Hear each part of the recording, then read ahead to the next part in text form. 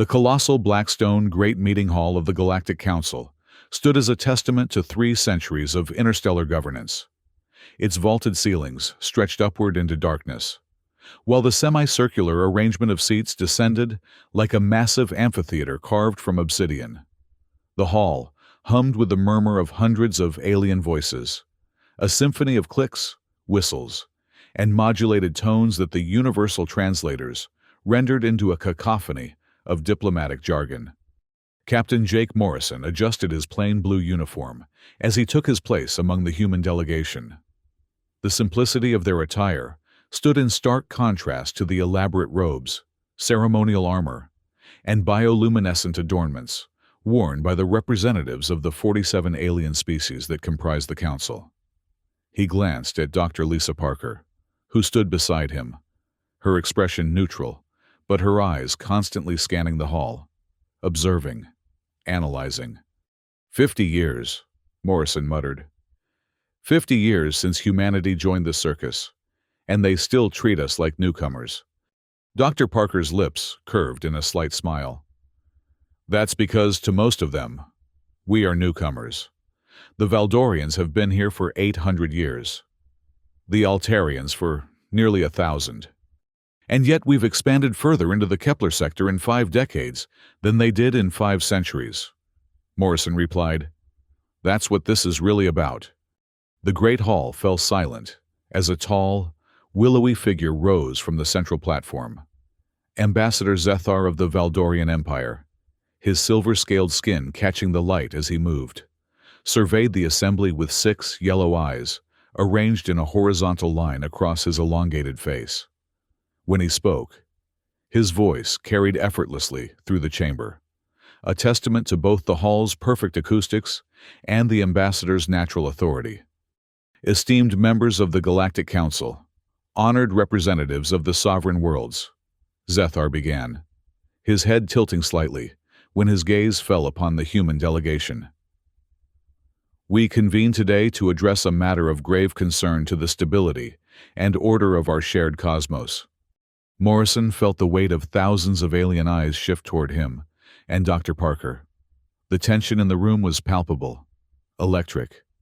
For 3 centuries, Zethar continued, the Galactic Council has maintained peace through our border accords.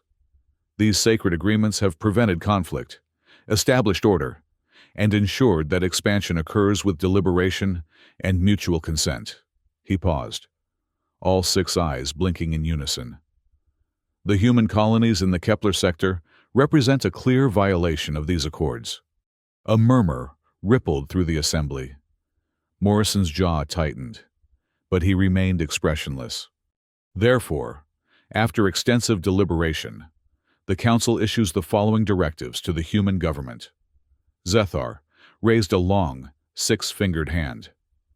First, all human colonies in the Kepler sector must be abandoned within 30 standard days. Second, all human military vessels must withdraw from contested space immediately. Third, all human mining and research operations in the region must cease. The murmur grew louder. Dr. Parker leaned closer to Morrison. Stay calm, she whispered.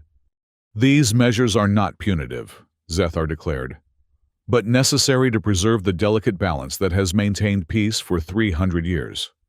The Council has designated alternative safe zones for human expansion that will not infringe upon established territories. Morrison had studied the so-called safe zones extensively. Barren planets, dead moons, asteroid belts with minimal resources, the scraps of the galaxy deemed worthless by the elder races.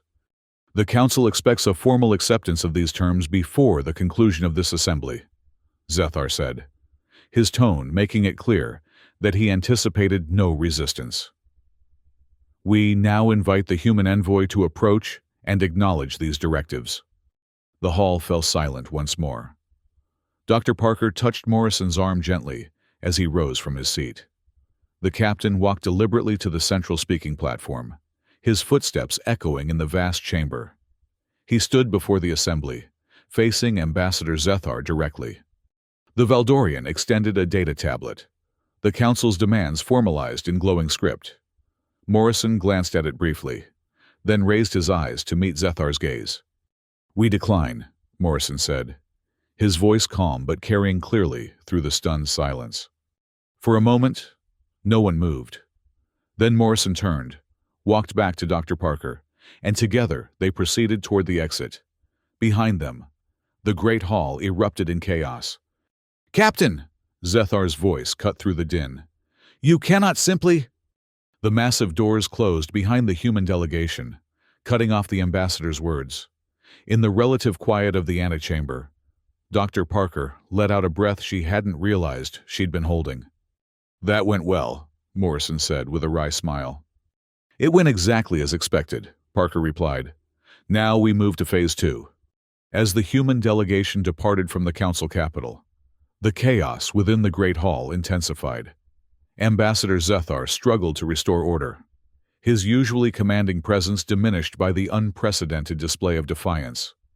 "This is an outrage," declared Zorgak, the military commander of the Proxima Collective, his crimson battle armor clanking as he rose. "No species has ever dared to simply decline a council directive." "Perhaps that is because no species has ever been presented with such unreasonable demands," countered Veltar, the elderly representative of the Theon worlds. His translucent skin pulsed with blue light as he spoke, a sign of emotional intensity among his kind. Chancellor Thexmore, the supreme leader of the council, observed the growing discord with mounting concern. For 3 centuries, the council had maintained its authority through careful diplomacy, strategic concessions, and, when necessary, overwhelming military presence. But the humans had just introduced a new variable: outright refusal. "Ambassador Zethar," Thexmore said, his voice cutting through the arguments. "What precisely did your intelligence reports indicate about potential human responses?" Zethar's scaled skin flushed a deeper silver, a sign of discomfort. The assessment suggested a 93% probability that humans would negotiate terms. "Chancellor, their colonies are isolated, their military spread thin. They cannot possibly stand against the combined might of the Council." "And yet they declined," Thexmore noted, without hesitation. "It is a bluff," Zethar insisted. "A negotiating tactic." "Or perhaps," interjected the Altarian delegate, her long fingers clicking nervously against the podium, "they know something we do not." Aboard the United Earthship Constitution, Admiral Susan Clark studied the holographic display, showing the positions of Council warships. The massive vessel, nearly 2 kilometers in length, served as the flagship of humanity's Outer Rim defense fleet. Commander Ryan Hayes stood beside her, his expression grim as he updated the tactical projections. "Latest intelligence puts their mobilization at approximately 3,000 warships gathering at the border," Hayes reported. "Primarily Valdorian and Proxima vessels, with support elements from at least 12 other Council species." Admiral Clark nodded, her gray eyes never leaving the display. "And our status?" "Operation Closed Door is proceeding as planned. 87% of our merchant vessels have been recalled from Council space. We've severed 62% of the quantum communication relays linking our networks to theirs. The trading hubs at Proxima Centauri and Tau Ceti have begun the shutdown sequence." "Casualties?" Hayes shook his head. "None reported. Council authorities are permitting our people to leave without incident. They seem convinced this is a temporary situation that will be resolved once we come to our senses." A faint smile crossed Clark's face. "They still don't understand what's happening, do they?" "No, ma'am. They think this is a prelude to negotiations." "It isn't," Clark said firmly. "Captain Morrison made that clear. We decline. Not, we wish to negotiate better terms. We decline. The entire premise of their authority over us is rejected. The Council has maintained stability for centuries." "Admiral," Hayes noted, playing devil's advocate. "Many would argue—" "The Council has maintained its own supremacy for centuries," Clark corrected. "There's a difference, and they did it by ensuring that younger races remain dependent, while contributing innovations that the elder races quietly absorbed. She gestured to the display. Show me the status of council worlds that have relied on human technology. The holographic display shifted, highlighting dozens of systems across council space. Red indicators flashed across nearly half of them. As expected, Clark murmured. Commence Phase 3. Across council space, the effects of humanity's withdrawal manifested with devastating swiftness. On Altaria Prime, the central medical complex went into emergency mode as the bioregeneration chambers began to fail. Dr. Kyleth, chief of xenomedicine, stared in horror at the diagnostic panels. The maintenance protocols are failing, she reported to the hospital administration. The human technicians who installed the system were scheduled to perform the quarterly updates next week. Can our engineers not handle it? Demanded Administrator Vox. These systems were designed by humans, Kyleth explained. They use quantum algorithms that adapt and evolve. Without the proper access codes and expertise, she left the implication hanging. How many patients will be affected? Kyleth's long fingers trembled as she calculated. At current failure rates, we will see a 70% increase in mortality within 20 days. Similar scenes unfolded across the Centauri mining colonies. Production supervisor Krax bellowed in frustration as another extraction rig ground to a halt. What do you mean? The parts aren't available? He demanded of his logistics officer. The components are manufactured exclusively in human space, came the reply. With trade suspended, our reserves will be exhausted within 15 days. We're already down to 20% capacity. On the terraforming colonies of Theon, the atmospheric processors began to sputter and fail. Without the specialized catalysts produced in laboratories on Mars and Europa, the carefully balanced ecosystems began to revert. Crops withered. Water purification systems degraded. The colonists faced the prospect of returning to primitive survival methods within a month. Chancellor Thexmore convened an emergency session of the Council's Inner Circle. The mood was grim as reports flooded in from across Council space. This cannot be coincidence, Thexmore stated, studying the data before him. The humans have strategically positioned themselves as essential to our infrastructure without our full awareness. It was not deliberate deception, Chancellor, offered Veltar of the Theon. We eagerly adopted their innovations because they were superior to our own. Their medical technology alone has saved billions of lives across Council space. And now those lives are at risk, Zethar countered, because we allowed ourselves to become dependent on a species that has been among us for merely half a century. The question, interrupted Zorgak, is what they hope to achieve with this withdrawal. It cannot be military victory. Even with our current difficulties, our combined fleets outnumber theirs by an order of magnitude. Thexmore activated a secure data channel.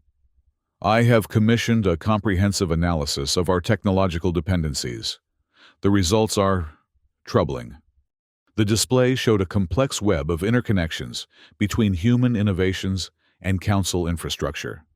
Critical nodes pulsed red, indicating systems already failing or at imminent risk. 17%, Thexmore said quietly. 17% of all Council technology now incorporates human elements that cannot be easily replaced or replicated. How did we allow this to happen? Zethar demanded. Because their technology works, replied the Altarian delegate simply. It is more efficient, more adaptable, and often more elegant than our alternatives. We did not question their willingness to share it because it benefited us. And now? Zorgak pressed. And now, Thexmore said. We have intelligence suggesting that humans have been constructing installations in the Outer Rim, beyond our surveillance capabilities. The display shifted to show grainy images of massive structures taking shape in distant star systems. The Titan station, largest of them all, appeared to be nearly complete, a massive construct orbiting a gas giant in a system previously deemed worthless by Council surveys. We don't know their purpose, Thexmore continued. They could be defensive installations, research facilities, or weapons platforms. What we do know is that humans are preparing for an existence entirely independent of the Council. "This is intolerable," Zethar hissed. "We must compel their obedience. The Council's authority cannot be challenged." "With what leverage?" asked Veltar. "Military action would only accelerate the collapse of the systems that depend on human technology, and each day that passes weakens our position. Then we must negotiate." Thexmore concluded, "Not as the Council dictating terms, but as equals seeking resolution." Zethar's scales flushed with indignation. "Equals? They have been among the stars for barely a century." "And in that time," Thexmore replied calmly, "they have become essential to our way of life. That is the reality we now face." On the colony world of New Boston, Governor Pete Wilson oversaw the final shutdown of the joint research facilities that had once been the pride of human council cooperation. The last council scientists had departed 2 days earlier, their expressions a mixture of confusion and concern. "All systems are offline," reported his chief of operations. "The quantum encryption protocols have been purged, as specified by Admiral Clark." Wilson nodded, watching as the massive complex powered down section by section. "Any word from the other colonies?" "New Terra has expanded its defense grid as ordered. Kepler Prime has accelerated mineral extraction. The new fabrication plants on Europa have doubled production of the components we previously exported to Council worlds." "And our people?" "Calm, for the most part. There's some anxiety about potential Council military action, but the general mood is determined." Wilson smiled slightly. "As it should be. We didn't come all this way to be relegated to the scraps of the galaxy." Similar scenes played out across human space as colonies methodically severed their connections with Council infrastructure while strengthening their own. There was no panic, no chaos, just the quiet, determined execution of plans long prepared for this contingency. On Kepler Prime, the colony at the heart of the dispute, Administrator Amy Foster reviewed the latest updates from Earth. "The Council still doesn't understand," she told her staff. "They think this is a negotiating position. They don't realize it's a fundamental shift." "Will they attack?" asked her security chief. Foster shook her head. "Intelligence suggests they're still debating their options. And every day they debate, more of their systems fail, and more of their member worlds experience the consequences of severing ties with us." "And if they do attack?" Foster's expression hardened. "Then they'll discover that we've been preparing for that possibility since the day we joined their council and realized what it truly was. Not a cooperative of equals, but a hierarchy designed to keep younger races subordinate." As the crisis entered its second month, the fault lines within the council widened. In an unprecedented move, the Altarian Medical Guild formally petitioned the Council to exempt medical technology from the restrictions on human trade. "The death toll has exceeded 30,000, their representative stated. "We cannot in good conscience support policies that result in such suffering." The Corvin Traders, New Centauri Mining Consortium, and Delton Agricultural Collective followed with similar petitions. When these were denied in the name of Council unity, rumors began to circulate that these factions were engaged in secret negotiations with human representatives. Chancellor Thexmore, watching his 300-year-old institution fracture before his eyes, made a decision. Against the vehement objections of Ambassador Zethar and the military faction, he authorized a diplomatic mission to human space. "If the humans will not come to us," he declared, "then we must go to them, not to dictate terms, but to seek understanding." Ambassador Zethar, appointed to lead the mission despite his reservations, departed aboard the Council's flagship diplomatic vessel, accompanied by representatives from the worlds most severely affected by the technological separation. Their journey to the border of human space was tense, marked by debates over strategy and dignity. "We cannot appear weak," Zethar insisted, as they approached the designated meeting point. "The Council's authority must be maintained.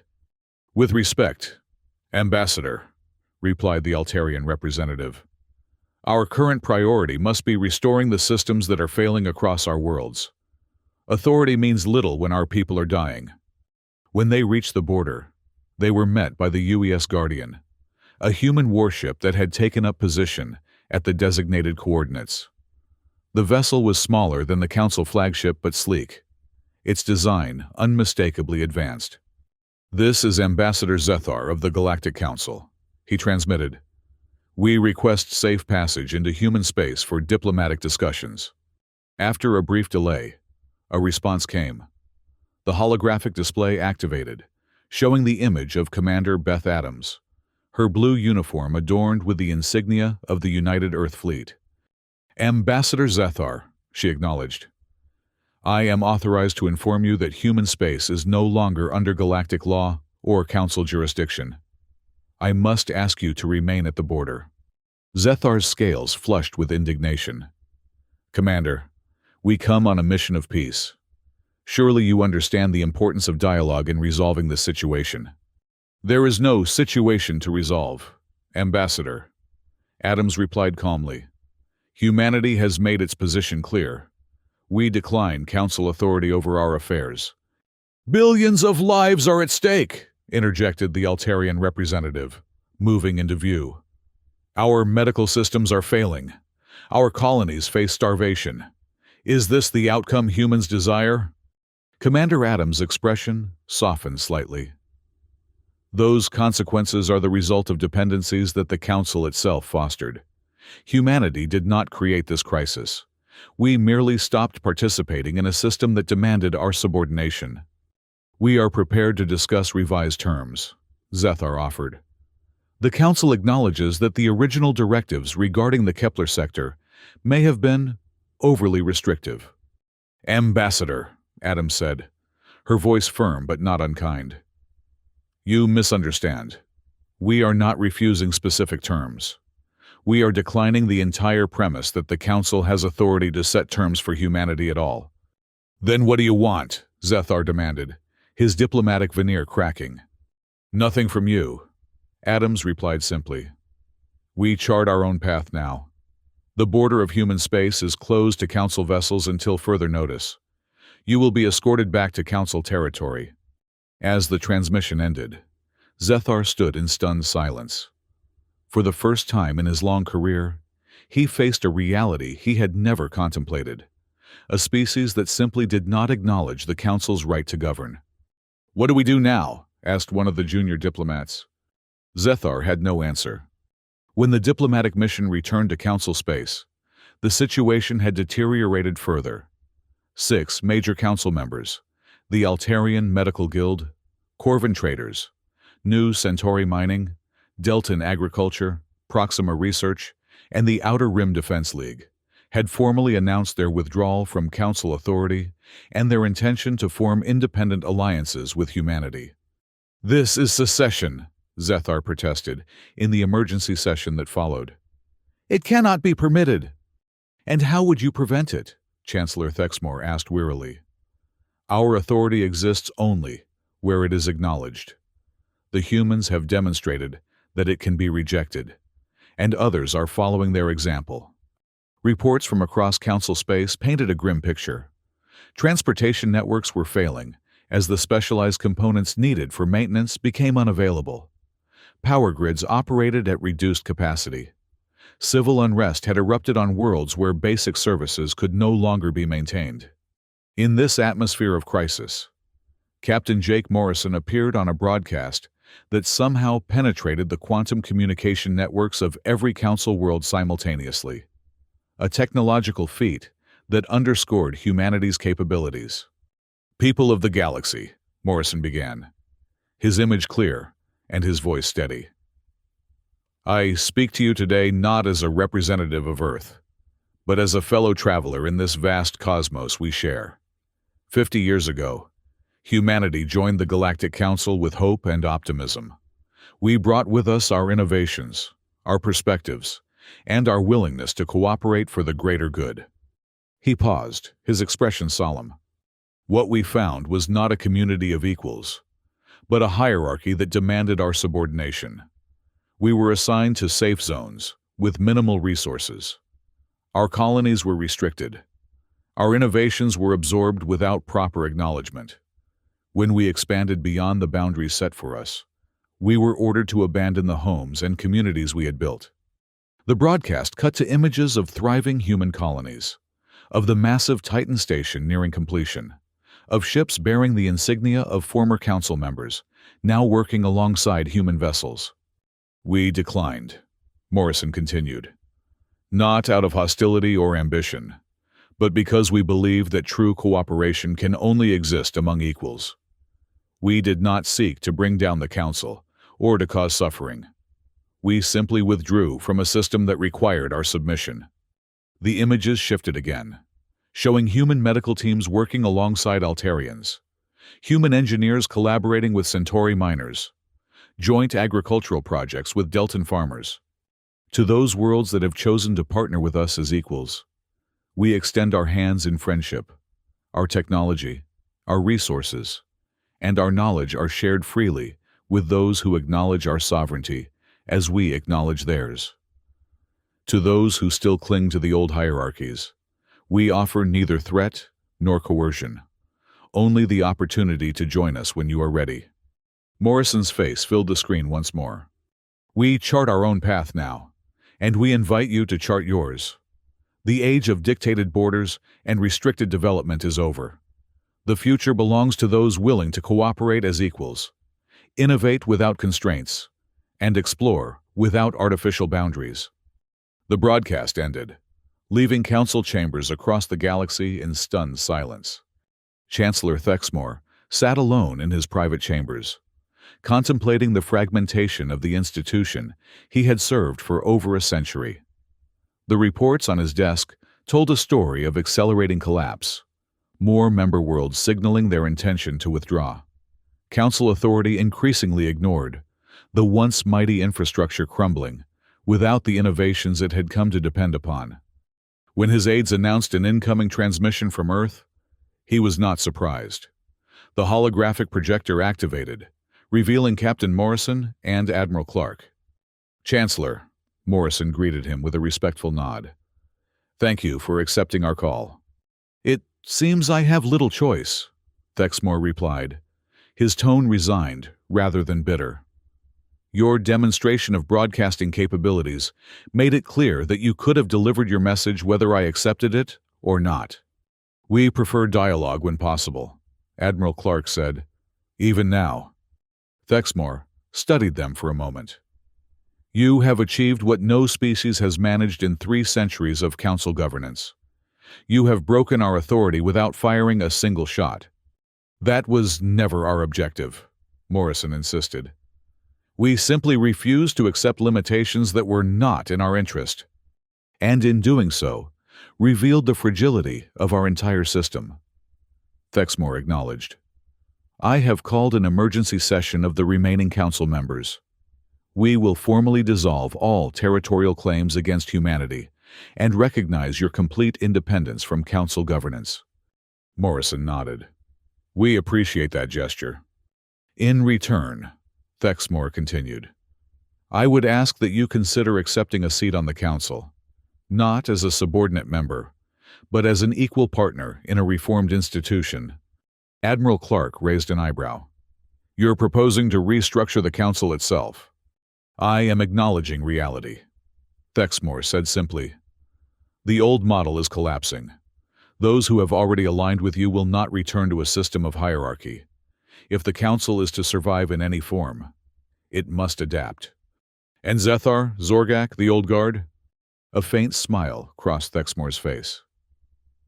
"Ambassador Zethar has submitted his resignation. Commander Zorgak is currently occupied with internal security concerns, as several Proxima worlds consider following your example. The Old Guard, as you call them, is rapidly discovering that authority maintained through coercion is no authority at all." Morrison and Clark exchanged glances. "We will consider your proposal, Chancellor," Morrison said finally. "But understand that any new arrangement must recognize the full sovereignty of all participating worlds, regardless of how long they have been among the stars. I understand, Thexmore replied.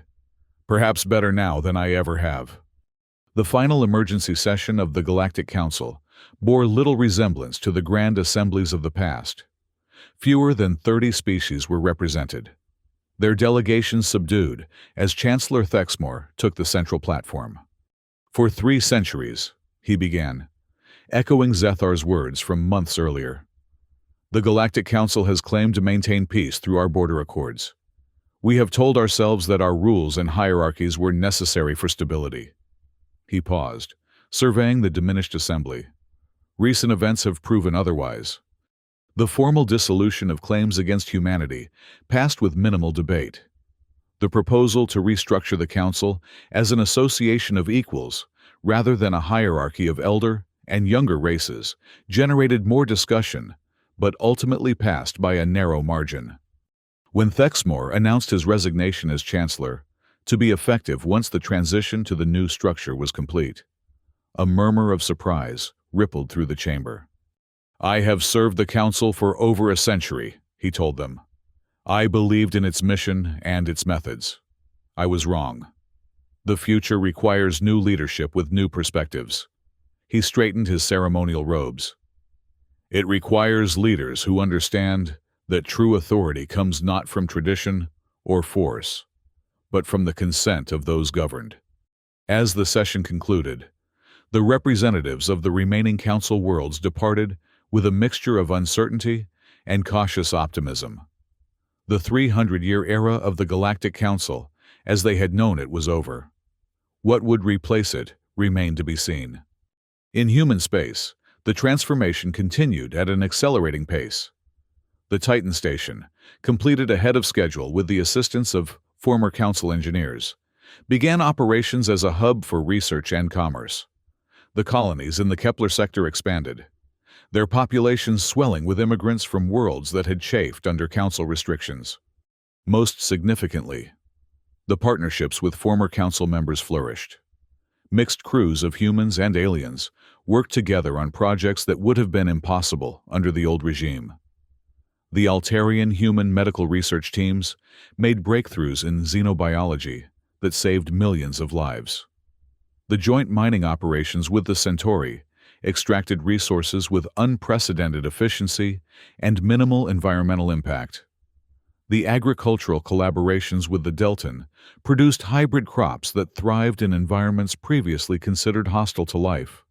6 months after the crisis began, Captain Jake Morrison stood on the observation deck of the Titan Station, watching as ships from across the galaxy arrived for the inaugural conference of what was being called the Free Association of Sovereign Worlds.